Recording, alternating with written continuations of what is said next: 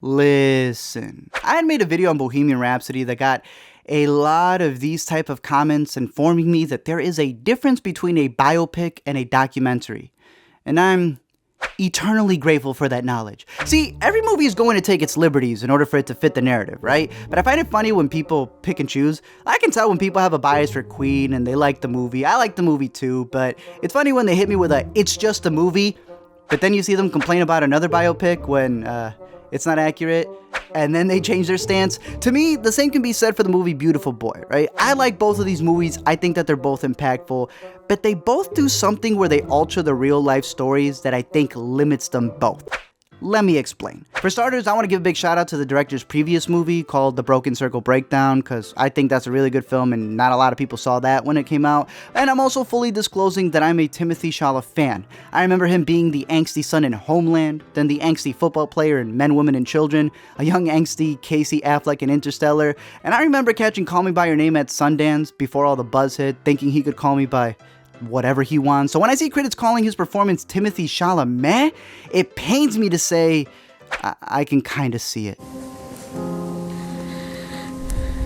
I don't really mean his performance is bad. I think it's a good performance. It's just that there's a bunch of missing bits around it that kind of bring it down. See, this movie's based off of a memoir from a Rolling Stone journalist whose son became an addict at an early age, and he does everything in his power to rescue his beautiful boy, and it's touching. Steve Carell also gives a great performance as his father who never does anything wrong, and that's when I knew that fathers never are this perfect. Now, I know some people miss the difference between critiquing a movie and its filmmaking, right? How it's presented, and then the real life story of an addict, so don't confuse the two. I think the Sheff story is a heartbreaking and motivational story that definitely should be out there before they completely cut out a person. See, when I talked about Bohemian Rhapsody, I talked about small changes, right? Like, clearly that movie ramped up timelines, it combined some events so it can fit within 2 hours. Some of the characters were representing multiple people. And like I always say, people just repeat back what's in the video. But I think the reason why most people focus on the little small things that I even said were irrelevant and ignored the main points of the video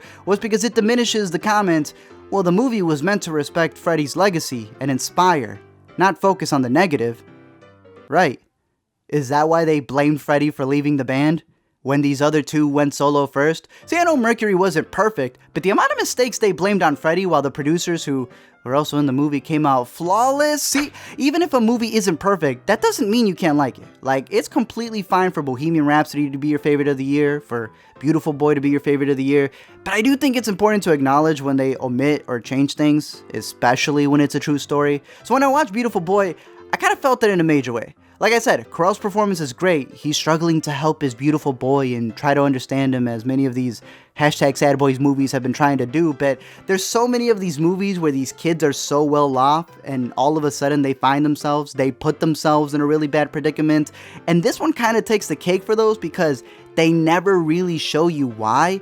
Like, yeah, they have moments in the cafe where Nick's trying to tell his dad about the pressures that he gave him growing up, about all of these expectations, but even after they cast 2 younger Timmys and they had all these flashbacks, they never show Steve Carell's character lose his temper because he had to be such a perfect dad. Again, I'm not blaming the real father and son duo, I'm just curious why the movie told it that way, because it kind of limited the impact to Nick's journey.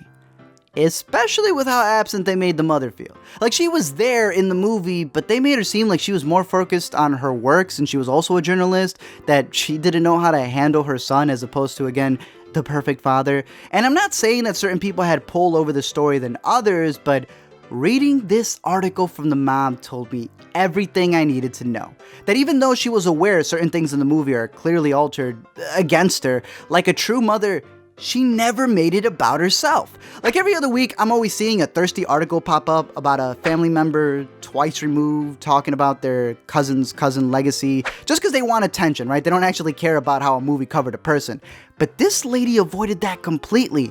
Unlike the character they showed on screen, this mother in real life supported this movie because she knew how important it was to her son. She went to the screening, she walked on that carpet, and then left it till the end of this long article to say, yeah, that's That's not really how I recall the story. Like, there's bits in this article where she talks about how she was balancing work and her son's addiction in real life. Like, there's this story that she has about interviewing a famous star on the phone, talking about motherhood, while at the same time she had the police on the other line who was running a missing persons case for her child.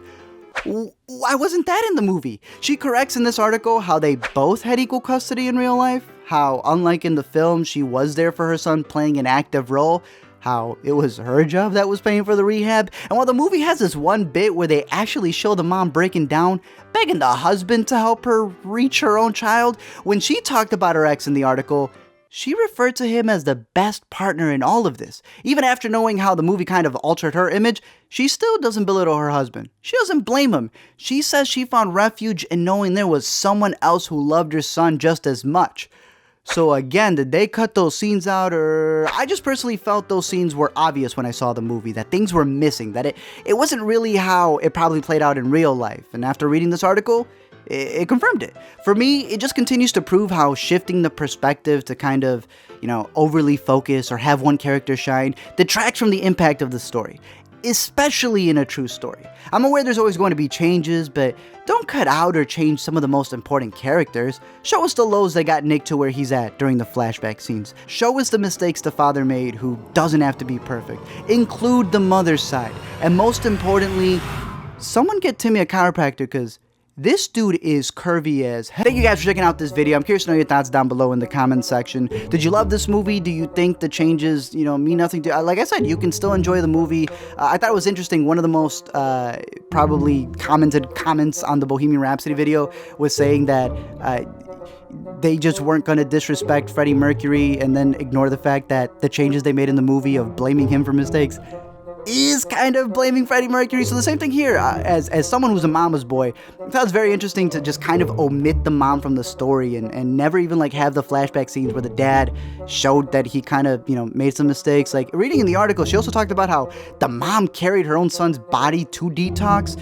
There was a point where she talked about certain things where she was able to notice things about her kid that the husband didn't even realize. So it's like, I need to rewatch this movie because I feel like a lot of the things that the dad did, again, I can't say, but it felt like it was the mom's story that he just took credit for. But I'm curious to know your thoughts down below. I think something we can all agree with was that the rehab centers were complete and utter trash in this movie. There's a point where the rehab says that they are not responsible for the patients when they leave, that relapse is a part of recovery. Some really garbage stuff, especially when they're paying like tens of thousands of dollars just to put them in there. But I'm curious to know your thoughts about this movie. Let me know whether you liked it or not. Was it impactful for you? What do you think is Timothée Chalamet's best performance when he acts through the credits? All that good stuff. Don't forget to comment, like, and subscribe, and I'll send you Timmy's unreleased mixtape.